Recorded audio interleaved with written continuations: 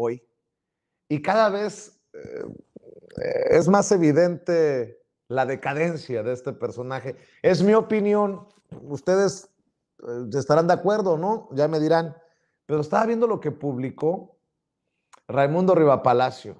Dice, desde hace años el círculo cercano a Andrés Manuel López Obrador, más beligerante y violento, surgido de la prensa y dedicado a buscar la aniquilación social de medios y periodistas, ha estado embarcado en una estrategia de daño reputacional porque desde que era jefe de gobierno de la Ciudad de México, descalificarlos era la mejor forma de minimizar sus críticas o hacerlos irrelevantes.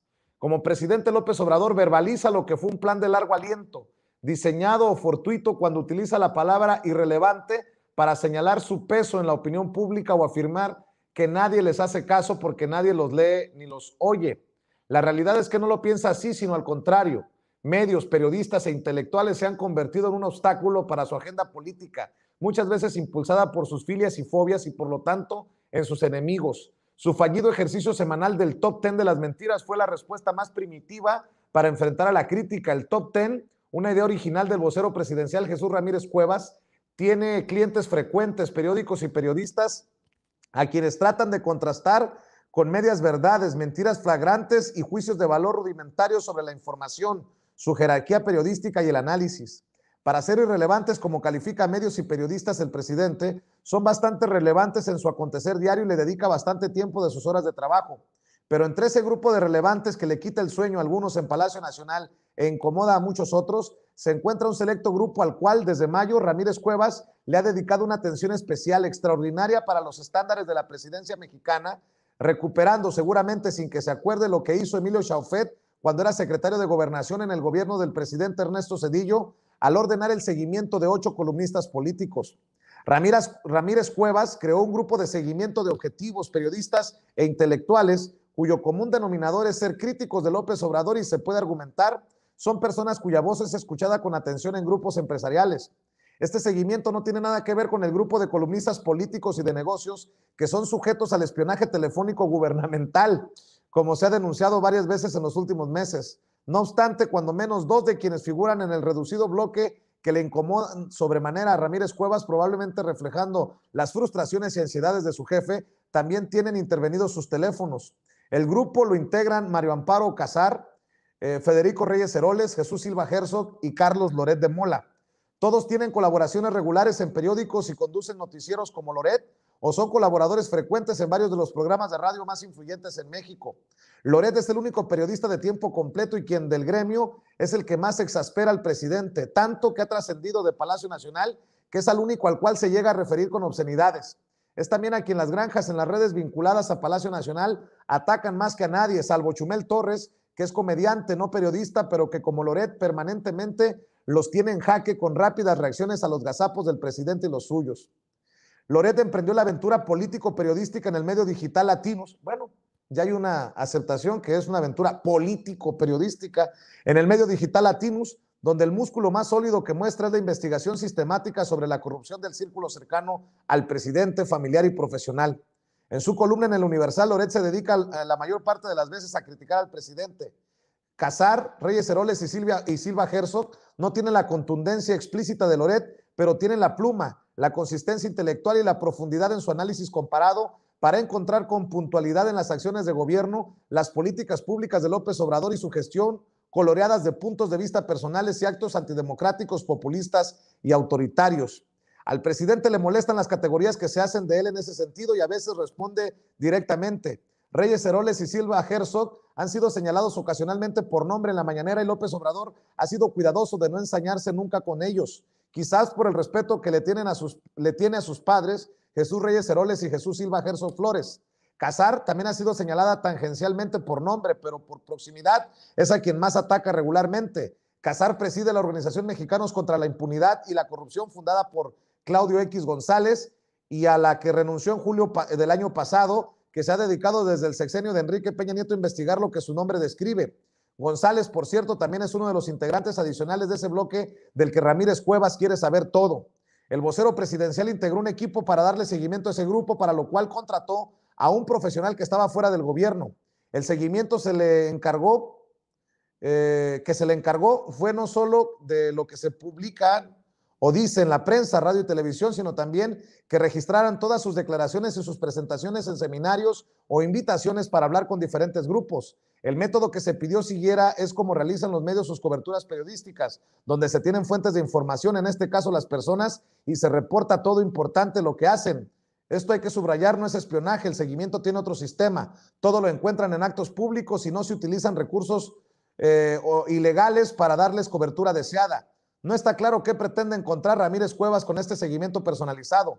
Todo lo que dicen en conferencias y seminarios lo publican o lo dicen. No hay dobles discursos, tampoco se conoce el avance de ese grupo, su vigencia o qué tipo de información, si alguna, le hayan dado al presidente. Lo que sí quedó de manifiesto es que medios, periodistas e intelectuales son relevantes y sí les hacen caso. Eso es lo que publica Raimundo Riva Palacio. Me llama mucho la atención, Oriol, que Raimundo Riva Palacio diga que López Obrador está dando seguimiento o persiguiendo a los que le incomodan, pero estos periodistas no dicen nada de la lista negra anunciada por Claudio X González y que además defendió durante el fin de semana porque dice que es su derecho exhibir a esos que quiere poner en la lista.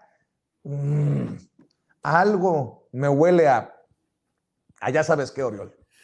Bueno, esto es el parto de los montes, que diría yo. Es decir, un artículo que empieza persecución, grupo, vigilancia, espionaje, pam, pam, pam, pam. Bueno, todo es muy ampuloso, ese estilo de que parece de hombre de información que tiene mi querido exalumno Raimundo Riva Palacio. Y la conclusión final es que, bueno, ¿es tu exalumno?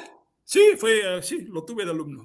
¿En serio? En la Carlos Septién de periodismo. Sí, no, le puse 10 porque tenía miedo, no sé, que me arme una columna diciendo que me arme una columna y ya soy terrorista internacional, ya mejor me pongo 10 para que estemos todos bien. Bueno, pero dicho esto, yo luego te cuento, pero lo importante aquí es que, oye, tanta historia para decir que, bueno, resulta que Jesús mandó a alguien a hacer una búsqueda por internet. ¡Wow!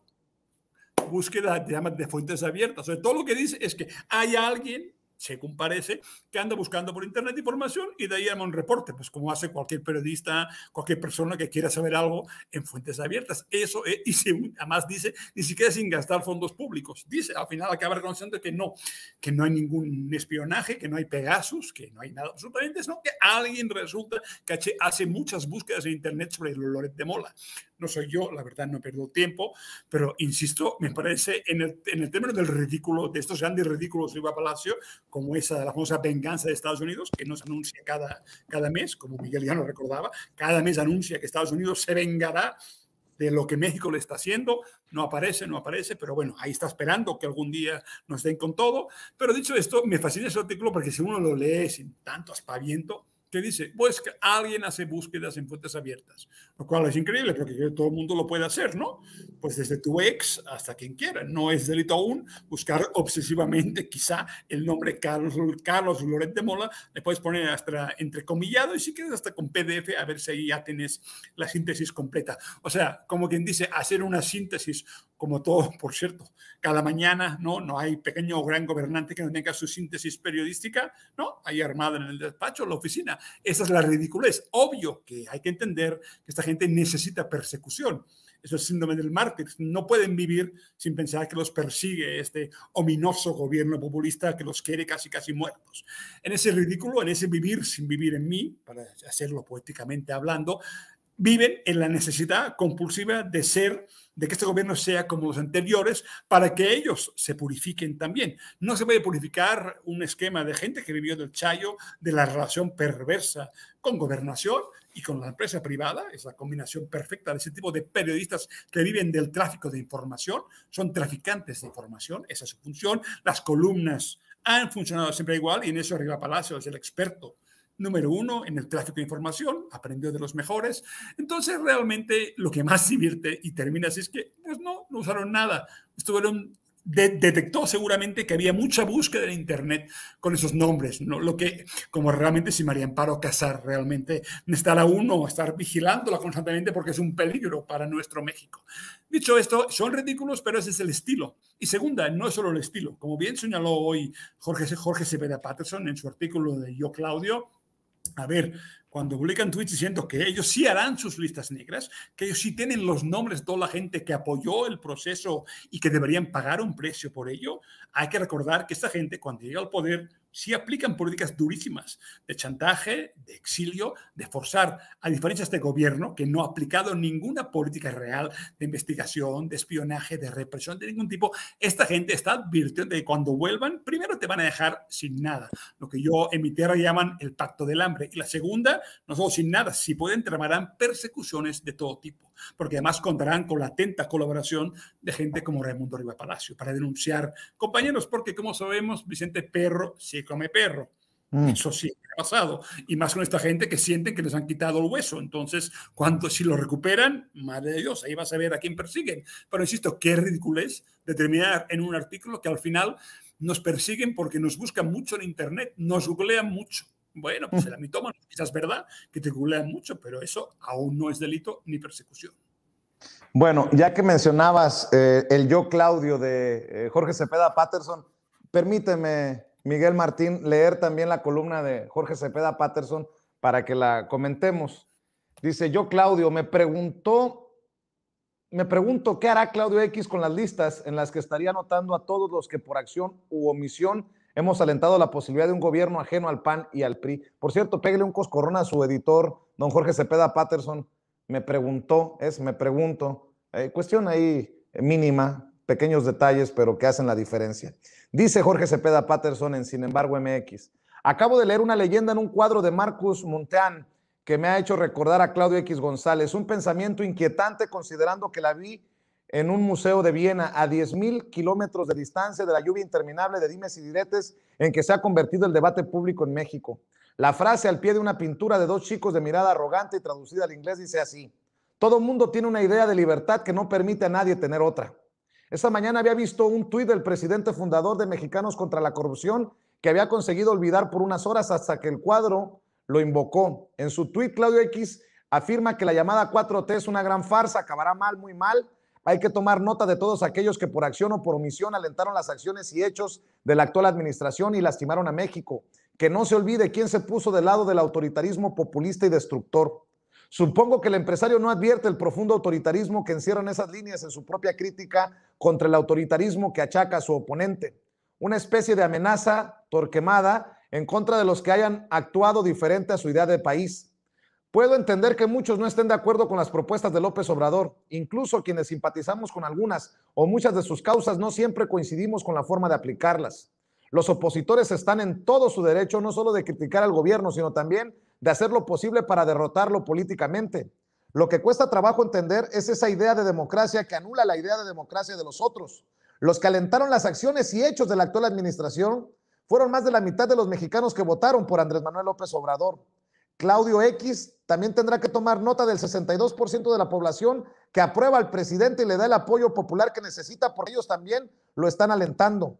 Buena parte de la justificación de estos líderes de la sociedad civil para oponerse al gobierno de la 4T surge de su molestia por el carácter antidemocrático que atribuyen al obradorismo, pero de entrada abordan a López Obrador como si fuera un presidente que no merece estar en palacio, pese a que la mayoría de la población quiera verlo ahí, como si la única legitimidad democrática deriva del voto inteligente, el suyo, que durante años encumbró al PRI y al PAN, y no del de las mayorías arrastradas por la demagogia y el resentimiento que votaron por Morena.